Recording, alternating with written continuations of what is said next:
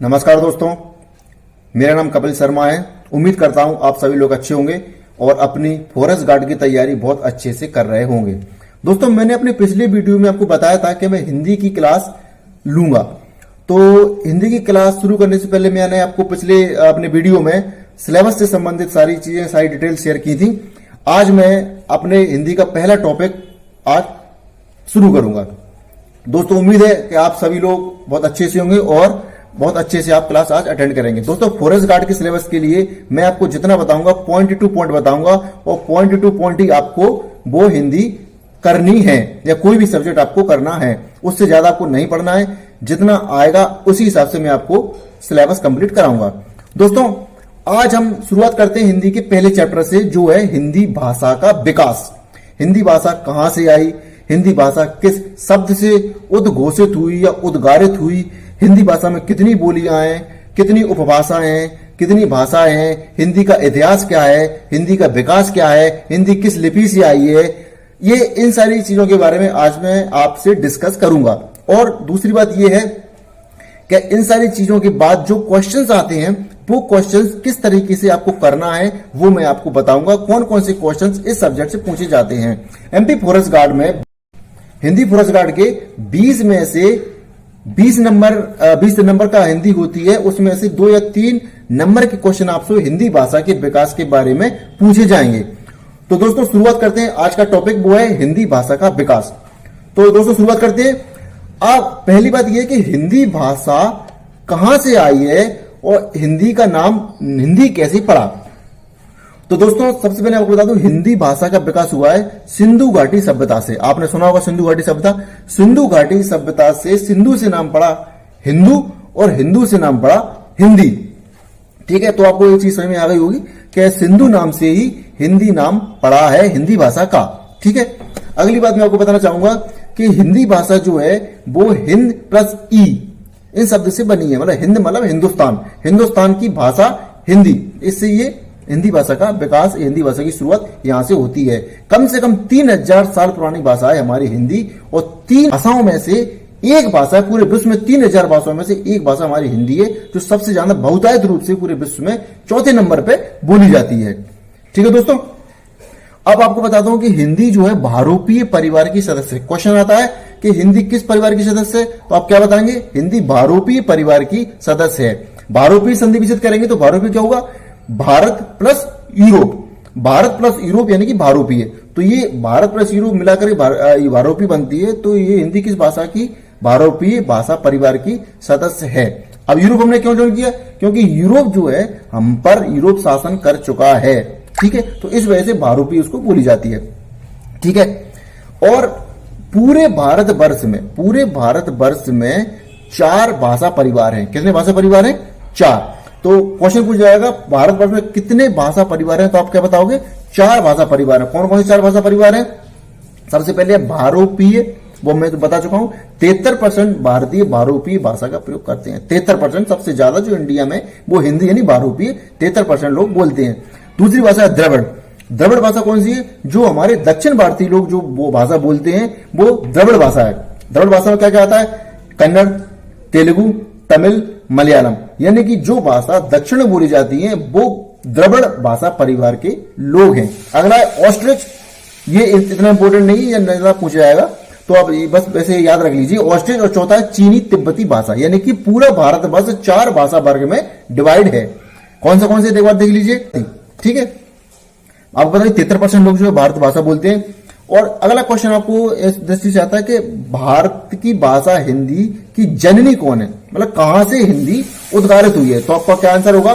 भाषा हिंदी की जननी संस्कृत है। कौन सी भाषा है? संस्कृत।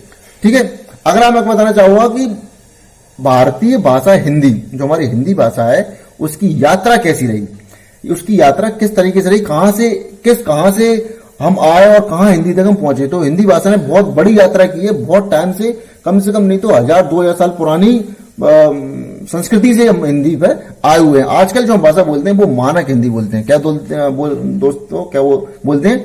मानक हिंदी बोलते हैं। इसको हम प्राकृतिक हिंदी या उसको हम पारंपरिक हिंदी भी बोल सकते हैं। तो हिंदी की यात्रा हम यूं कहें कि संस्कृत से सारी भाषाएं संस्कृत से ही उद्गारित हुई हैं। जैसे कि देखा जाए संस्कृत से आधुनिकता आती गई, धीरे धीरे करके समय बदलता गया, तो संस्कृत भाषा पाली भाषा में परिवर्तित हो गई। तो संस्कृत से पाली भाषा, जो बौद्ध लोग ज्यादा बोलते थे पाली भाषा, बौद्ध लोगों की जितनी भी लिपि होगी वो पाली भाषा में ही होगी। तो संस्कृत से पाली, पाली से फिर प्राकृत भाषा आता है। प्राकृत भाषा भी कई गुप्त ब्राह्मी में प्राकृत चलती थी। उसके बाद फिर जैनियों ने भी प्राकृत भाषा में अपनी लिपि लिखी है। प्राकृत के बाद सीधा आता है अपभ्रंश।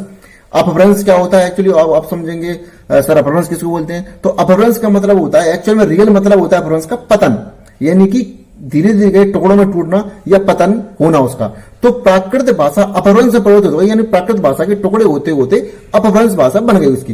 तो यह रियल मतलब पतन नहीं है इसका, यह रियल मतलब यह है कि प्राकृत भाषा का विस्तारित रूप, प्राकृत भाषा का आगे समय के अनुसार बदलती हुई जो भाषा हो वो अपभ्रंश भाषा हुई। ठीक है दोस्तों, अपभ्रंश के बाद फिर आती भाषा अपनी कौन सी? अभट्ट भाषा। तो अभट्ट भी एक आधुनिक रूप है किसका? अपभ्रंश का। अपभट्ट के बाद जो मेन बात, और धीरे धीरे करके यही अभट्ट भाषा हमारे लिए धीरे धीरे आधुनिकता के साथ, समय के साथ परिवर्तित होते होते बोलचाल के माध्यम से धीरे धीरे आते आते यही भाषा आज प्राकृतिक हिंदी भाषा या प्रारंभिक हिंदी भाषा के रूप में जानी जाती है। तो दोस्तों प्रश्न पूछा जाएगा कि हिंदी भाषा का वर्णित क्रम, हिंदी भाषा का यात्रा का क्रम बताइए, क्या क्या यात्रा क्रम होगा? तो क्या क्या सबसे पहले क्या आएगा? संस्कृत, संस्कृत से पाली, पाली से प्राकृत, प्राकृत से अपभ्रंश, अपभ्रंश से अभट्ट और हिंदी। तो दोस्तों आपको ये क्लियर होते हो गया होगा हिंदी की भाषा का क्या है, ये क्रम है। अब बात करते हैं कि हिंदी भाषा एक्चुअल में किस चीज का शब्द है? हिंदी भाषा क्या वास्तव में हिंदी का शब्द है? तो दोस्तों नहीं, इसका जवाब है नहीं। हिंदी भाषा फारसी भाषा का शब्द है। किसका शब्द है? फारसी भाषा का शब्द। अब आप बोलोगे कि सर हिंदी भाषा तो हिंदी में ही उपजी है, तो ये फारसी शब्द कैसे हो गया? तो दोस्तों इसका जवाब ये है कि जब बच्चा पैदा होता है तो वो अपना नाम स्वयं नहीं रखता। जब बच्चा पैदा होता है तो अपना नाम स्वयं नहीं रखता, वो क्या करता है? हिंदी की भाषा आई तो उसका नाम किसने रखा? फारसी लोगों ने रखा। तो हिंदी फारसी शब्द है एक्चुअल में। लेकिन जो कुछ कट्टरपंथी लोग हैं, जो हिंदी साहित्यकार हैं, जो इतने कट्टर हिंदी में, वो नहीं मानना चाहते कि हिंदी फारसी शब्द है, तो उन्होंने अपनी एक अलग ही अवधारणा प्रस्तुत की है। तो ये अवधारणा क्या है? वो अवधारणा ये है कि हिंदी भाषा जो है वो हिंदी का ही शब्द है। हिंदी भाषा हिंदुस्तान से उपजा हुआ शब्द है। जैसे कि हिंदी भाषा के संधि विच्छेद तो क्या बनेगा? हिंद धन दू बराबर हिंदू। ठीक है, तो हिंद का मतलब होता है हीन करने वाला, नाश करने वाला, हनन करने वाला, वो होता है क्या? हिंद। और प्लस दू मतलब दुष्ट, यानी कि दुष्टों को नाश करने वाला, दुष्टों को नाश करने वाला, को नाश करने वालों की भाषा हिंदी। तो ये उन्होंने तर्क दिया है। तो दोस्तों आप समझ में आ गया होगा हिंदी का मतलब क्या है। ठीक है, धीरे धीरे करके राजभाषा का दर्जा हिंदी को मिला। कब मिला? 14 सितंबर 1949 को भारत की राजभाषा हिंदी होगी। दोस्तों यहां मैं राजभाषा बोल रहा हूं, ना कि राष्ट्रभाषा। राष्ट्रभाषा और राजभाषा में बहुत अंतर है, जमीन आसमान का अंतर है राष्ट्रभाषा और राजभाषा में। तो हिंदी को 14 सितंबर 1949 की डेट को क्वेश्चन आता है कि हिंदी को राजभाषा के रूप में कब अपनाया गया? तो उसका जवाब क्या होगा दोस्तों? 14 सितंबर 1949, 14 सितंबर 1949। अब दोस्तों आपके मन में सवाल होगा कि सर राजभाषा और राष्ट्रभाषा में क्या अंतर है? तो दोस्तों राजभाषा और राष्ट्रभाषा में अंतर यह है कि राष्ट्रभाषा एक पूरे देश की सिर्फ एक ही भाषा, जो पूरे बहुतायत रूप से बोली जाने वाली भाषा, वो राष्ट्र की भाषा होती है, उसे बोलते हैं राष्ट्रभाषा। परंतु भारत देश में एक भाषा नहीं, भारत देश में अनेक भाषाएं हैं, अनेकता में एकता है। भारत की अनेक भाषाएं भारत में बोली जाती हैं, तो किसी भी एक भाषा को राष्ट्रभाषा का दर्जा नहीं दे सकते, तो राजभाषा का दर्जा दिया है। अब राजभाषा क्या होती है? यानी कि वो भाषा जो क्षेत्र में या पूरे देश में बहुतायत रूप से बोली जाने वाली भाषा होती है, इसको राजकीय कार्य में इस्तेमाल किया जाता है। यानी कि पत्राचार की भाषा, पत्राचार में इस्तेमाल की जाने वाली भाषा, लेटर जो बन लिखते हैं या राजकीय जो कार्य होते हैं, जो प्रशासनिक कार्य होते हैं, उनमें इस्तेमाल करने वाली भाषा कौन होती है? राजभाषा। इसलिए हिंदी को राजभाषा का दर्जा प्राप्त है, क्योंकि हिंदी सबसे ज्यादा 73% हिंदी बोली जाती है, इसलिए उसको राजभाषा का दर्जा प्राप्त है। तो दोस्तों उम्मीद करता हूं कि आपको ये कंफ्यूजन दूर हुई हुई कि राष्ट्रभाषा और राजभाषा में क्या अंतर है। ठीक है दोस्तों, अब आगे बढ़ते हैं दोस्तों कि अगला क्वेश्चन आता है इसी टॉपिक पर कि संविधान के किस भाग में हिंदी को राजभाषा का दर्जा दिया गया? ये क्वेश्चन आता है दोस्तों, तो उसका जवाब है भाग 17 में। भाग 17 की 8वीं अनुसूची, यानी भाग 17 में 8वीं अनुसूची में भाषा का वर्णन है। ठीक है, तो 8वीं अनुसूची में भाषा का वर्णन है, ये मैं आपको बता दिया है, और यही प्रश्न इसमें पूछे जाएंगे। क्वेश्चन में जो क्वेश्चन पूछे जाएंगे वही टॉपिक मैं करा रहा हूं, उसके एक्स्ट्रा टॉपिक नहीं, क्योंकि भाषा का विस्तार बहुत ज्यादा है, तो उतना ही बताऊंगा जितना क्वेश्चन में आता है, जितना आपके एग्जाम में पूछा जाएगा। अगला क्वेश्चन है दोस्तों, उसके बाद पूछा जाता है कि 8वीं अनुसूची में 22 प्रादेशिक भाषाओं का विवरण है। क्या है? 22 प्रादेशिक भाषाओं का विवरण है। ठीक है दोस्तों, हिंदी में भी कई उपभाषाएं और बोलियां बोली जाती हैं। हिंदी भाषा में कई उपभाषाएं, कई बोलियां। अब आपके मन में कंफ्यूजन होगी कि सर ये बोलियां और उपभाषाएं क्या होती हैं? तो दोस्तों मैं आपको बता दूं कि बोली एक छोटे से क्षेत्र में बोली जाने वाली भाषा, छोटे से क्षेत्र में, यानी कि ग्रामीण परिवेश में, छोटे से एरिया में, 1 किलोमीटर के एरिया में या 5 किलोमीटर के एरिया में, छोटे से एरिया में बोले जाने वाली जो कम्युनिकेशन का माध्यम है, यानी जो बातचीत का जरिए, जिस तरीके से हम कम्युनिकेट करते हैं, वो भाषा बोली जाती है छोटे से एरिया में, उसको बोली कहते हैं। बोली का कोई साहित्यिक रूप नहीं होता, वो साहित्य में इस्तेमाल नहीं होती, वो सिर्फ बोलचाल की भाषा में इस्तेमाल होती है, उसको कहते हैं बोली। दोस्तों हो गया क्लियर? अगला चीज है कि उपभाषा किसे कहते हैं। तो दोस्तों जो बोली का स्तर, जो बोली का जो एरिया है वो और फैल जाए, यानी कि जो बोली धीरे धीरे करके और एरिया में बढ़ती जाए, प्रादेशिक स्तर पर बोले जाने लगे, बोली थोड़ा थोड़ा करके उसका बस्तर और बढ़ जाए, तो वो कहती है उसको उपभाषा का रूप दे। किसी बोली में साहित्यिक रचना होने लगी, एक और पॉइंट देखो, किसी बोली में साहित्यिक रचना होने लगे और उसका क्षेत्र विस्तार बढ़ता रहे, यानी कि धीरे धीरे उसमें साहित्यिक रचना शुरू हो जाए, बोली का बड़ा रूप जिसमें साहित्यिक रचना धीरे धीरे करके शुरू हो जाए और बोली का विस्तारित रूप, उसे कहते हैं उपभाषा। ठीक है दोस्तों, अब उपभाषा से बनती है भाषा, यानी कि बहुत उपभाषा का विस्तारित रूप।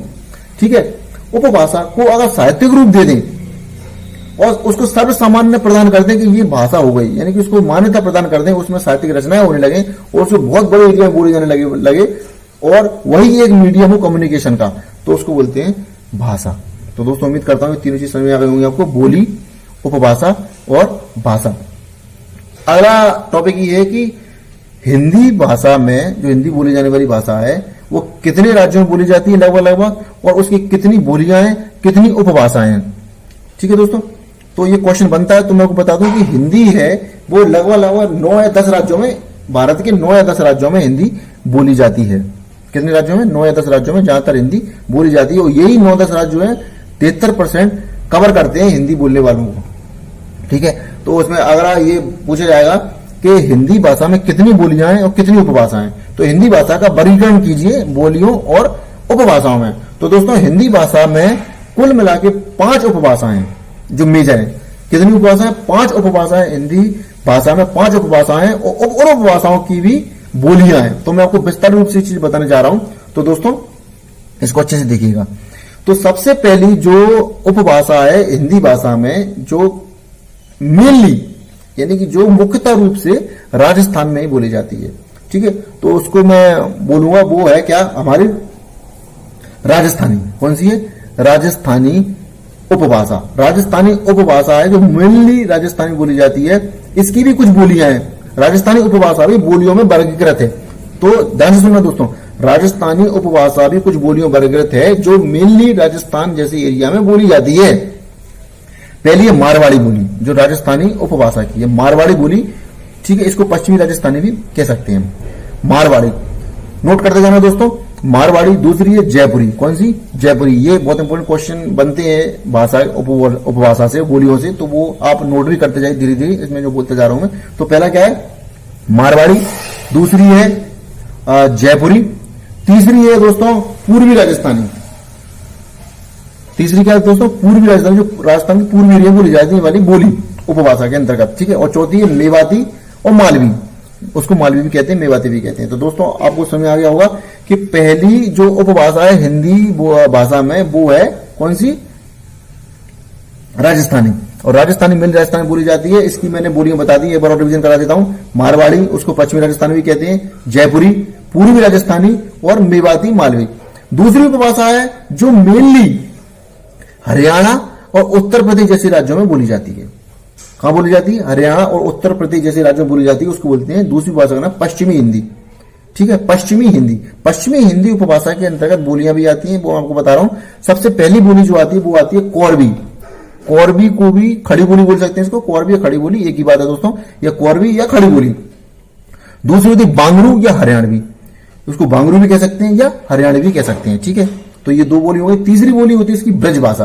ब्रज भाषा बहुत इंपॉर्टेंट बोली है, जो पश्चिमी हिंदी के अंतर्गत बोली उपभाषा में बोली जाती है। ब्रज भाषा में कई साहित्यिक रचनाएं भी हुई हैं। सूरदास जैसे महान कवियों ने भी ब्रज भाषा में ही प्रयोग किया हुआ है। ठीक है दोस्तों, अगर ये बुंदेली भाषा बहुत इंपॉर्टेंट बोली जाने वाली बोली है, जो पश्चिमी हिंदी की उपभाषा में आती है। ठीक है, बुंदेली के कई कवि हुए हैं, सुभद्रा कुमारी चौहान जैसी कवित्री बुंदेली भाषा के कवि है। तुमने सुना होगा बुंदेली अरबोलों की मनुष्य कहानी थी, ये उनकी प्रमुख रचना थी। ठीक है, अगली है कन्नौजी। कौन सी है? कन्नौजी। ये पश्चिमी हिंदी के अंतर्गत बोले जाने वाली बोलियां हैं, जो पश्चिमी हिंदी उपभाषा के अंतर्गत आती हैं। ठीक है, ये मेनली हरियाणा और उत्तर प्रदेश में बोली जाती है। नेक्स्ट है दोस्तों पूर्वी हिंदी। पूर्वी हिंदी में आपको ये मेनली मध्य प्रदेश और छत्तीसगढ़ जैसे राज्यों में बोली जाती है पूर्वी हिंदी। तो पूर्वी हिंदी उपभाषा के अंदर बोली कौन सी आती है दोस्तों? तो किन क्षेत्रों में बोली जाने वाली बोलियां हैं वो आपको बता रहा हूं मैं। वो है पहली अवधी। अवधी बहुत इंपॉर्टेंट बोली है। इसमें हमारे महान कवि श्री तुलसीदास जी महाराज हैं, जिन्होंने रामचरितमानस का इसी बोली में या इसी उपभाषा में उन्होंने रचना की है, अवधी भाषा में। कौन सी? रामचरितमानस। तो ठीक है, अवधी। दूसरी है दोस्तों बघेली। बघेली भाषा बहुत इंपॉर्टेंट बोली है। तीसरी है दोस्तों छत्तीसगढ़ी। ठीक है दोस्तों, तो ये आप नोट डाउन करते जाइए। तो पूर्वी हिंदी में कौन सी होगी? अवधी, बघेली और छत्तीसगढ़ी। ये मेनली मध्य प्रदेश और छत्तीसगढ़ में बोली जाती है। ठीक है दोस्तों, अगली है बिहारी। बहुत इंपॉर्टेंट ये उपभाषा है। इनकी बोलियां भी आपने बहुत जनरली सुनी ही होंगी, कई मूवीज इसमें आती हैं, जैसे कि भोजपुरी, मगही और मैथिली। ये मेनली बिहारी में बोली जाने वाली बोलियां कौन सी? भोजपुरी, मगही और मैथिली। नेक्स्ट है दोस्तों पहाड़ी। पहाड़ी उपभाषा जो पहाड़ के एरिया बोली जाती है, जैसे उत्तराखंड हुआ। ठीक है दोस्तों, ऐसी ऐसी भाषाएं जो पहाड़ी एरिया की जो राज्य है उनमें बोली जाने वाली भाषा है। तो उसकी पहाड़ी उपभाषा की जो बोलियां वो कौन कौन सी दोस्तों? वो है गढ़वाली, कुमाऊनी। कौन सी? गढ़वाली और कुमाऊनी। ठीक है दोस्तों, तो ये मैं आपको रिवाइज एक बार करा देता हूं। अगली है हमारी लिपि के हिंदी भाषा। क्वेश्चन ये बनता है कि हिंदी भाषा किस लिपि में लिखी जाती है, इसकी लिपि क्या है? तो दोस्तों इसका आंसर है हिंदी भाषा जो है वो देवनागरी लिपि से उद्गारित हुई है। कहां से उद्गारित हुई है? देवनागरी। तो बोला जाएगा कि हिंदी भाषा जो है किसकी लिपि है? तो देवनागरी की है। और समझने की कोशिश करेंगे कि देवनागरी या लिपि किसे कहते हैं, लिपि है क्या? तो देखो दोस्तों, जो हम बोलचाल की भाषा में यूज करते हैं, जो चीजें हम उच्चारण करते हैं, जो चीजें बोलते हैं, वो क्या होती है? भाषा। ठीक, उसको भाषा बोलते हैं। जो बोलते हैं बोलचाल की भाषा, कम्युनिकेशन मीडिया में, तो वो क्या बोलते हैं? उसको भाषा। और वही भाषा अगर लिखने की शैली में जाए, यानी कि लिपिबद्ध हो जाए, उस भाषा को जो लिखें, उसी भाषा को लिखते हैं, तो क्या होता है? लिपि होती है। टंकण करें उसको तो होता है लिपि। ठीक है, तो हिंदी भाषा को जब लिखते हैं तो किस लिपि में लिखते हैं? देवनागरी लिपि में लिखते हैं। देवनागरी का भी बहुत बड़ा इतिहास है, वो बहुत बड़ा टॉपिक है, वो क्वेश्चन उसके नहीं बनते हैं दोस्तों, तो इसलिए उसको मैं नहीं कराऊंगा। जो बनने वाले क्वेश्चन वो मैं आपको बता दिए हैं कि हिंदी देवनागरी लिपि से आती है। देवनागरी का इतिहास जैसे कि देवनागरी ब्राह्मी लिपि से उद्गारित हुई है, फिर ब्राह्मी लिपि, उत्तर ब्राह्मी, दक्षिण ब्राह्मी लिपि अलग हुई, उत्तर ब्राह्मी से भी फिर नागरी लिपि आती है, फिर नागरी से उत्तर नागरी, दक्षिण नागरी। वो बहुत लंबा टॉपिक है, उसको छोड़िए। हाँ, अगर कोई इंटरेस्टेड है तो मैं उसको जरूर बता दूंगा बाद में। तो दोस्तों ये टॉपिक था हिंदी का, जिसमें लिपि मैंने बता दिया है। अगला जो है वो अब जो हिंदी बोलते हैं वो खड़ी हिंदी बोलते हैं। आधुनिक हिंदी है वो खड़ी बोली में आती है। क्वेश्चन बनता है कि आजकल हम आधुनिकता कौन सी हिंदी बोलते हैं? तो बोलते हैं खड़ी बोली बोलते हैं। क्या बोलते हैं? खड़ी बोली बोलते हैं। तो दोस्तों उम्मीद करता हूं कि आपका जो भाषा का जो विस्तारित स्वरूप है, भाषा का जो आज टॉपिक है भाषा के विकास का, हिंदी भाषा के विकास का, वो आपको पसंद आया होगा। और उसमें से जो पूरा जिस्ट है वो मैं आपको निकाल के बताता हूँ। उसमें से कुछ क्वेश्चन बनते हैं, तो मैं क्वेश्चन आपको बताता हूँ। ये क्वेश्चन भी आ सकते हैं, जैसे कि हिंदी की आदि जननी कौन है? तो वो संस्कृत। दूसरा क्वेश्चन बनता है प्रथम राजभाषा आयोग के अध्यक्ष कौन थे? तो उसका आंसर है बीजी खैर। दोस्तों भाषाई आधार पर पहला राज्य कौन सा बना था? तो वो आपको बताना है। ये आपके लिए एक क्वेश्चन है। कि भाषा के आधार पर पहला राज्य कौन सा बना था। ठीक है, आप कमेंट सेक्शन में जरूर बताएं इसका आंसर क्या है। ठीक है, अगला है देवनागरी लिपि में लिखी जाने वाली भाषा कौन सी है, तो वो हिंदी भाषा। ठीक है, ब्रज भाषा कौन सी भाषा है, तो ब्रज भाषा एक काव्य भाषा है जहां कविताएं लिखी जाती हैं। ठीक है, काव्य से लिखी जाती है।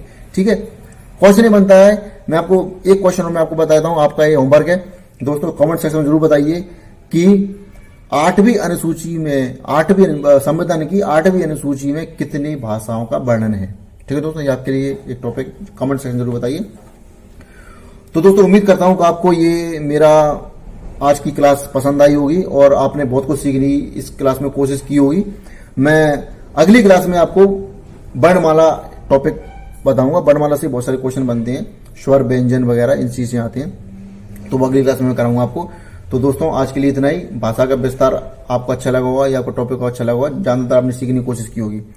दोस्तों मैं आपसे एक अपील कर रहा हूं कि मैंने खुद का भी एक यूट्यूब चैनल बनाया है, जो यूट्यूब चैनल मैं आपको डिस्क्रिप्शन लिंक में दे दूंगा, तो ज्यादा उस चैनल को भी सब्सक्राइब कीजिए। जो वीडियो मैं इस चैनल पर डालूंगा वही वीडियो मैं अपने चैनल पर भी डालूंगा, तो आप मेरे चैनल पर भी वो ये वीडियो क्लासेस ले सकते हैं।